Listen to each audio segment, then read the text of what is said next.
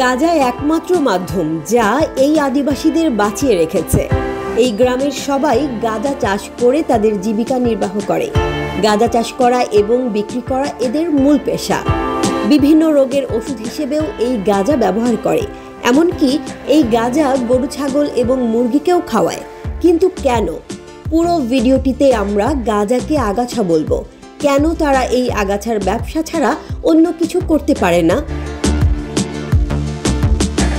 এই আদিবাসীদের কয়েকজনের কাছ থেকে তাদের জীবনের করুণ অবস্থা এবং আগাছা বিক্রির ধরন জানব। আরও দেখব তারা এই আগাছা বিক্রি করতে কি কি সমস্যার সম্মুখীন হয় এবং কত কাজে এই আগাছা ব্যবহার করে। আপনাদের সকলের সুস্বাস্থ্য এবং দীর্ঘায়ু কামনা করে আমি জেসমিন জাহান শুরু করছি আরও একটি নতুন ভিডিও। সম্পূর্ণ ভিডিওটি দেখার আমন্ত্রণ রইল। আর আমাদের ইনফ্লুয়েন্সার চ্যানেলে নতুন হলে অবশ্যই সাবস্ক্রাইব করে দিয়েন নতুন ভিডিও সবার আগে পেতে। এই আগাছা বিশ্বজুড়ে মানুষের দ্বারা শত শত বছর ধরে ব্যবহার হয়ে আসছিল। তখন এটি বৈধ ছিল। 1961 সালে মার্কিন যুক্তরাষ্ট্রের চাপে জাতিসংঘ আন্তর্জাতিক মাদক নীতির নতুন আইন তৈরি করে, যা এই আগাছাকে একটি অবৈধ মাদক হিসেবে গণ্য করেছিল। সেই সময় জাতিসংঘ অনেক দেশকে বাধ্য করেছিল এই আগাছাগুলোকে পরিষ্কার করা এবং নিশ্চিহ্ন করার। কিন্তু এই খবর ছড়িয়ে যাওয়ার পর এটি আরও মূল্যবান হয়ে পড়ে। সেই সময় ডেমোক্রেটিক রিপাবলিক অফ কঙ্গো পূর্ব পাশের জঙ্গলে পিগমি উপজাতির বসবাস ছিল। তাদের আধুনিক জীবনযাপন সম্পর্কে কোনো ধারণা ছিল না। এই উপজাতিরা কয়েক মাস পর পর শিকার করত, মূলত বেঁচে থাকার জন্য। দ্রুত যে ফসল বড় হয় এবং তাড়াতাড়ি বিক্রি করা যায় এমন ফসল চাষাবাদ করত। তার মধ্যে এই আগাছাগুলো অন্যতম। সেই সময় বড় বড় ডিলাররা এই আদিবাসীদের কাছ থেকে আগাছা কিনে অবৈধভাবে বিভিন্ন জায়গায় রপ্তানি করত। আদিবাসীরাও অল্প কিছু মুনাফা পেত, যা দিয়ে তারা কোনো রকম জীবনযাপন করত। আধুনিক পৃথিবী সম্পর্কে জ্ঞান না থাকায় তারা অন্য কিছু করে জীবিকা নির্বাহ করতে পারত না ভেবে এই আগাছা আবাদকে তাদের জীবিকা নির্বাহের অন্যতম মাধ্যম বানিয়ে নেয়। বর্তমানে এই আদিবাসীরা পূর্ব কঙ্গোর একটি পাহাড়ে বাস করে। এরা পিগমি উপজাতির বংশধর। এই গ্রামের নাম এমবিউটি পিগমি ভিলেজ। পৃথিবীর সবচেয়ে দরিদ্রতম দেশের সবচেয়ে দরিদ্রতম বাসিন্দাদের মধ্যে একটি অংশ এই গ্রামের বাসিন্দারা। আগাছাগুলো এই আদিবাসীদের কাছে বাঙ্গি নামে পরিচিত। এই গ্রামের এক মহিলার স্বামী নেই। তিনি তার বাচ্চাকে নিয়ে আগাছার ব্যবসা করেন। পোটলাগুলোকে তিনি তার পোশাকের মধ্যে খুব ভালোভাবে মুড়িয়ে রাখেন, যেন প্রেগনেন্ট মনে হয় এবং তাকে কেউ সন্দেহ না করে।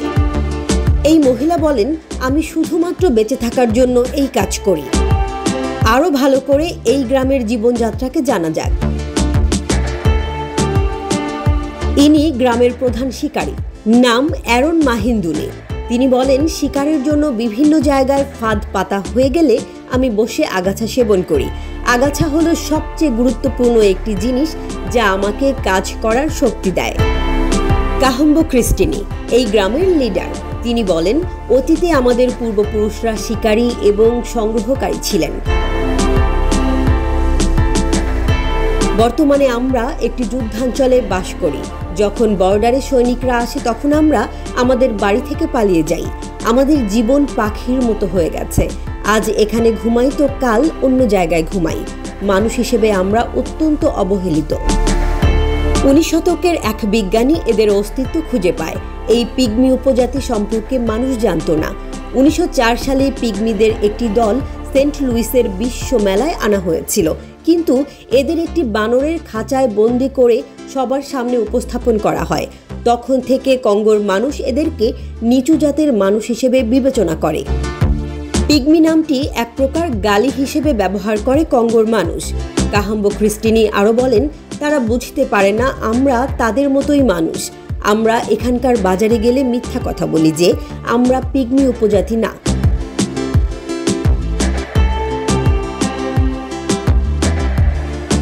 কারণ অনেক মাতাল সৈনিক আমাদের দেখলেই কাছে ডেকে কোনো কারণ ছাড়াই মারধর করে। তাদের বলার মতো আমাদের কাছে কোনো ভাষা থাকে না। আমরা প্রতিটি ধাপেই সংগ্রাম করছি, বিশেষ করে জ্বালানি, কাঠ ও খাদ্যশস্যের জন্য। আমাদের দাদারা আগাছা চাষ করার পদ্ধতি খুঁজে বের করেছিলেন। আজ সেই পদ্ধতি আমাদের বাঁচিয়ে রেখেছে। তা না হলে আমরা না খেয়ে মারা যেতাম। তাই আমরা আগাছা বিক্রি করতে পছন্দ করি। কোনো ডায়রিয়া বা কৃমি জাতীয় রোগ হলে এই আগাছাগুলো দিয়ে একটি পানীয় বানিয়ে তাকে খাওয়ালে সে রোগ থেকে মুক্তি পায়। আমরা এই পানীয় গরু, ছাগল ও মুরগি লালন পালনের ক্ষেত্রেও ব্যবহার করে থাকি।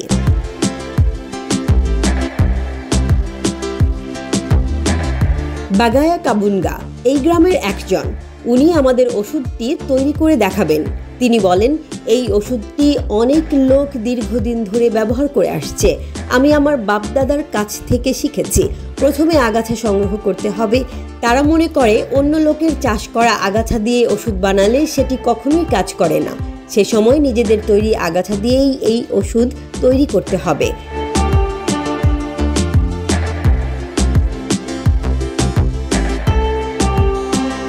আগাছা সংগ্রহ করার পর একটি পাত্রে পানি দিয়ে আগাছাগুলোকে ভালোভাবে সিদ্ধ করতে হবে যতক্ষণ না পানির রং পরিবর্তন হয়।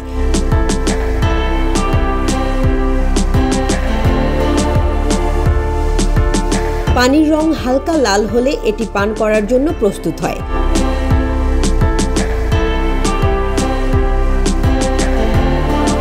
বর্তমানে এই ওষুধ নতুন একটি আয়ের উৎস হয়ে দাঁড়িয়েছে এদের কাছে।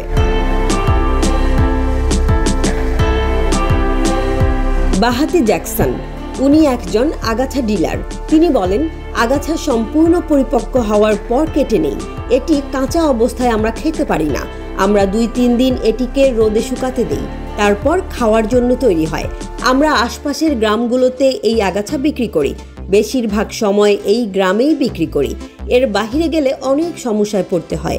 কখনো কখনো আমাদের আটকে রেখে লাঠি দিয়ে মারে। সেখানে তারা চাইলে আমাদের মেরেও ফেলতে পারে। এখানে অন্য কোনো কাজ বা আয়ের উৎসও নেই। আমরা একটি পোটলা 20 সেন্ট করে বিক্রি করি, বাংলাদেশি টাকায় 24 টাকা মাত্র। এগুলো বিক্রি হলেই আমরা মার্কেটে গিয়ে আমাদের জন্য খাবার কিনতে পারি। বিক্রি না হলে শুধু আগাছা খেয়েই দিন কাটিয়ে দেই। এটাই আমাদের একমাত্র জীবিকা। এজন্যই আমরা আগাছা চাষ করি। এত কিছুর পরেও এরা সুখী জীবন কাটায়। আজকের ভিডিওটি এ পর্যন্তই। আশা করি ভিডিওটি আপনাদের ভালো লেগেছে। ভিডিওটি ভালো লাগলে প্লিজ লাইক, কমেন্ট এবং শেয়ার করবেন। পরবর্তী ভিডিও দেখার আমন্ত্রণ রইল।